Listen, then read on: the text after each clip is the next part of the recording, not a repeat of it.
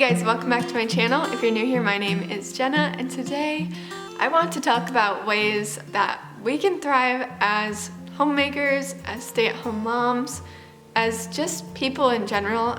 I feel like, and I hope that anyone who watches this could benefit from implementing these tips into their everyday life. But I did just want to say that this is not going to be a house cleaning video, how to keep your house organized, none of that today. This is going to be about how we are going to thrive as individuals, as people, mentally, physically, just in general, how we can be better wives, better friends, better mothers, just better people in general, and to improve your everyday life. Because I definitely know, as a stay-at-home mom myself, it can be very easy to get stuck in a rut and be depressed and anxious and lonely and want to be lazy all day and feel like you're not getting anything done. It also gets very overwhelming having so much to do all the time, so many things to take care of, people to take care of. It's a huge blessing, but it's also really difficult sometimes. So this is why I'm making this video, in hopes that it can help some of you as well. But if you're new to my channel, I am currently 26 weeks pregnant with my second baby girl, and I love to document pregnancy, motherhood, being a stay-at-home mom, stay-at-home wife, whatever you want to call it. So if that interests you, then feel free to stick around and subscribe. But for now, let's get into all the ways we are going to thrive together as stay-at-home moms and homemakers, or people in general. So the first thing that I would say is get ready for the day. And this can look different every day. This looks different day to day, from person to person. I don't care if you put on more loungewear, more active wear, a dress, jeans, whatever you want to do. Just get out of the clothes that you slept in, because I feel like for me personally, it really just resets my mind to be like, okay, we're up and ready to go. It's time to get things done, time to have a good day. So some days that is sweats, and some days that's leggings, and some days that's jeans, and some days it's a dress. Some days I wear makeup, some days I don't. Some days I do my hair, some days I don't. You know what I mean? Just get yourself ready, even if it's in sweats, like I said. It really sets your mind off right and will get you started on the right foot. The second thing that will help you improve your everyday life, and I cannot stress this one enough, I think this one might be the most important one, at least for me, is to make lists. And I'm not just talking about daily to-do lists. I'm talking about what do you want to do today? But what do you want to get done this week? What do you want to get done every week? What do you want to get done every Monday? What do you want to get done every Wednesday? What do you want to get done in the next 6 months? Make as many lists as you need to. Grocery lists, meal lists, laundry lists, whatever you have to do. But I know for me, it really helps me stay organized, stay productive, and stay focused on the tasks that I need to get done. So my favorite kind of lists, the ones that help me the most, are like routine lists. So I think every person would thrive off of a routine if you had one, just because I just feel like there's no way you can't thrive off of having a routine. So for me, I absolutely do not do well without a routine. And if my routine gets thrown off, I feel like I'm just extra lazy, and I feel like I'm not getting anything done, and time gets away from me. So I always have to have like a plan of action. So my favorite type of list to make is like a weekly household task list. So what I like to do for those is I will write out Monday, Tuesday, Wednesday, Thursday, Friday, and once I write it out, it's like set for months until I want to change my routine. And then for each day, I pick out a select few, like 2 or 3 bigger household tasks that I want to get done every week. And this doesn't include like dishes, countertops, sweeping, any stuff I have to do on a daily basis. But I'm talking like deep cleaning bathrooms, washing the sheets, bigger stuff like that I like to do weekly or twice a week. I pick a day for each one of those tasks, and then I never get behind. I know exactly which day I do which task. The house stays tidy and clean and sanitized, and I feel better. And that's my favorite type. So that's what I mean by making lists. But also daily to-do lists are good too, because that can really help you stay on top of things and not just lay down in bed all day. Another great thing about lists is that it makes all of the stress of things you have to do within the next year, 6 months, daily, monthly, whatever it is, it takes away so much stress, because once you can separate it and have it written out in front of you, it makes it so much less overwhelming. And for people who struggle with depression or anxiety, having so much to do makes you want to shut down. And that's something I struggle with a lot, is I feel like I just lose it a lot sometimes, and I really shut down and just want to lay in bed all day. And I get really overwhelmed knowing I have a huge pile of laundry to do in there, a huge stack of dishes in the kitchen, the floor is messy. It just is really overwhelming having everything in your head, you know, thinking about all the things you should be doing or have to do. And it helps so much having it written out, separated into days, separated into months even, just to have you plan ahead and know exactly what you want to get done each day. I don't know, it just really takes away a lot of stress on the mind. So even better, you can check them off as you go and you feel super accomplished, and it makes you want to get more things done. One last thing about lists. One thing I've also learned from lists is that once I did start making lists, daily lists, weekly lists, you know, everything I was just talking about, I will almost always have so much more free time throughout the day because I am organized and set on what I want to do and get done. So I'm doing it as fast as I can, as best I can, and I always find extra pockets of time, especially in the afternoon, where I'm like, I did everything on my list, I'm not gonna overwork myself. And then you have time to do what you want, and it makes you feel like you're not just like overwhelmed and tired of working all day. You get to do something you like too. Okay, on to number 3, and that would be keeping your space tidy. And no, this isn't like a how to keep your house clean video, but keeping your space tidy is gonna make your mind feel less chaotic as well. So basically, you know, everyone talks about making your bed just really is good for every day. Like, first thing you do in the morning, make your bed. What I mean is, don't let your house get out of hand, because when you have chaos around you, you feel chaotic. Especially being a mom, it's hard to keep everything spotless all the time. Definitely. It's a mess most of the time. But just keep order. At night especially, just making sure that the house is like somewhat clean for when you wake up. It's not gonna feel as overwhelming when you do wake up. Basically what I mean, just make sure that the dishes aren't overflowing. Make sure there's not tons of crumbs and junk all over the counter. If there's a clear mess or something that can be put away that's not being used, put it away. I'm not saying like never have kids' toys out, never have anything on the counters. That's not what I'm saying. But if there's something that doesn't need to be out, or it's just gross, like dirty, clean it when you get time, because you're gonna think better and you're gonna be more productive.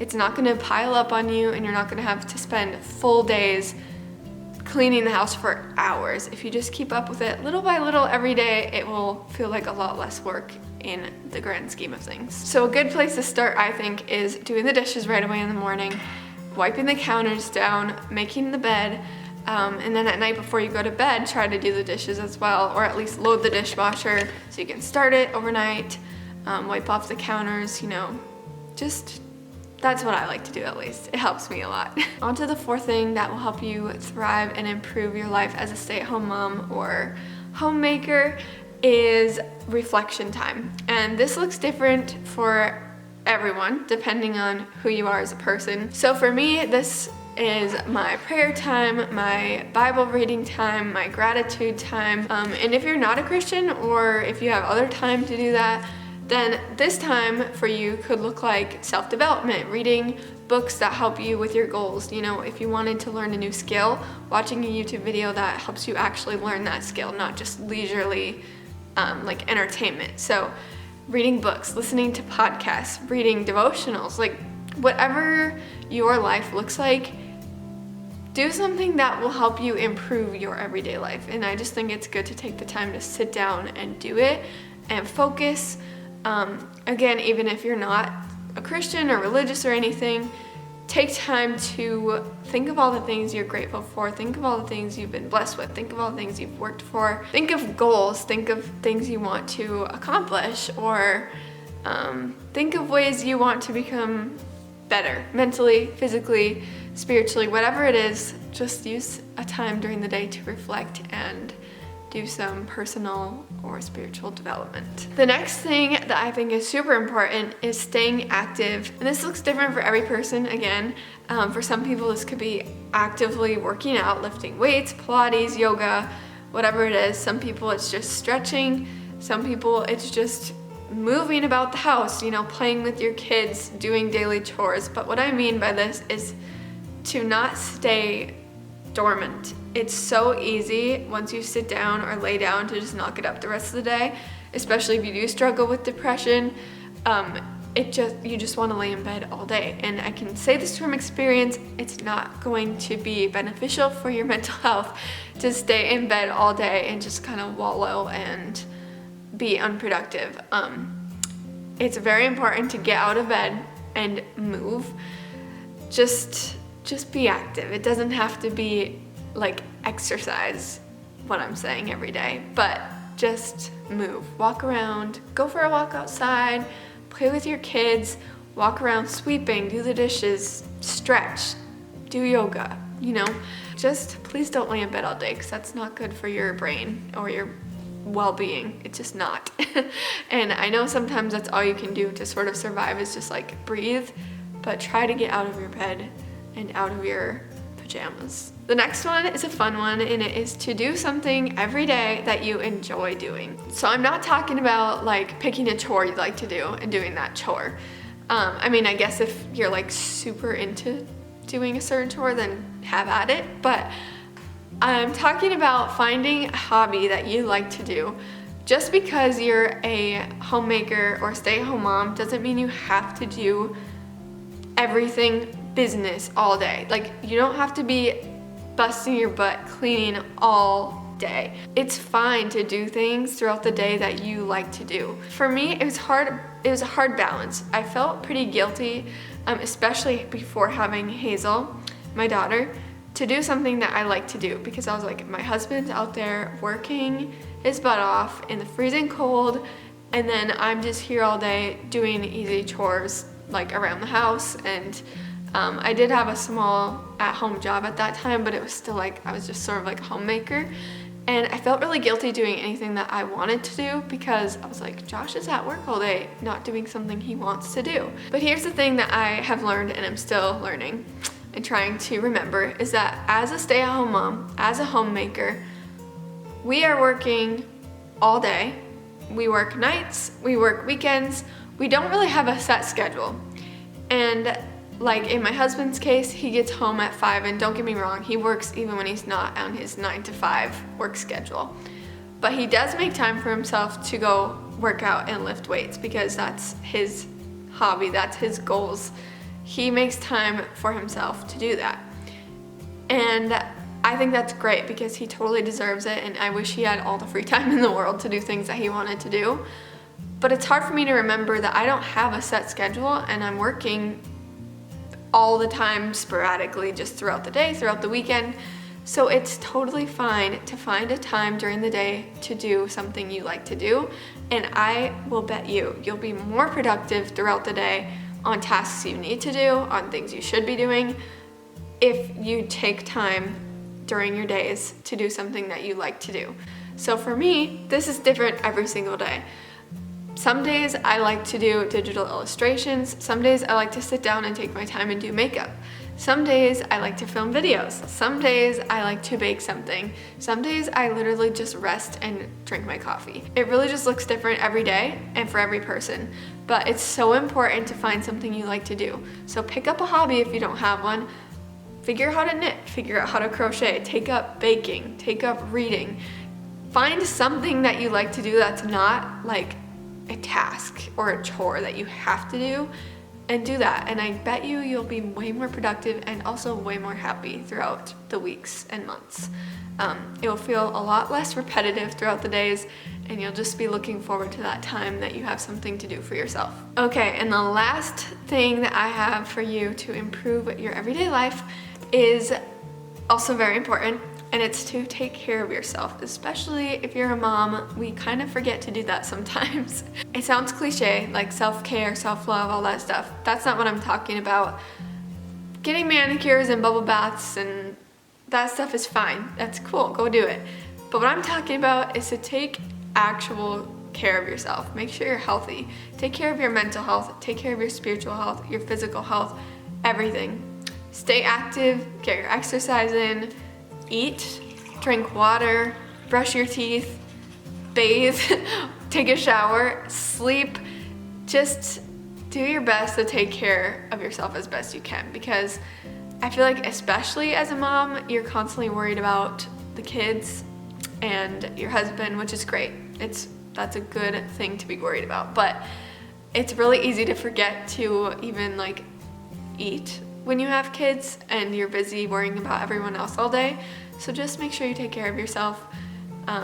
You'll feel a lot better, and you'll be able to take care of everyone else and everything else a lot better if you take care of yourself too. So that's all my tips for today about how to thrive in your role as a homemaker or stay-at-home mom or whatever you are. I really feel like this can apply to anyone, even if you do work outside the home, so take it or leave it. But that's all for today. I hope that you guys actually implement these, because I guarantee you'll feel less stressed, less overwhelmed, happier, and just overall healthier. Just implementing these little things here and there to help you stay on top of things and on top of your own well-being. That's all for this video today. Thank you so much for watching. If you did like this video, I would love if you gave it a like. It really helps me out and encourages me a lot, so that would be awesome. Also, if you've been watching me for a while or you're brand new here and you're not subscribed yet, I would love if you'd subscribe and become a part of our little community. But yeah, that's all for this video. Thank you so much for watching, and maybe I'll see you back next time. Bye.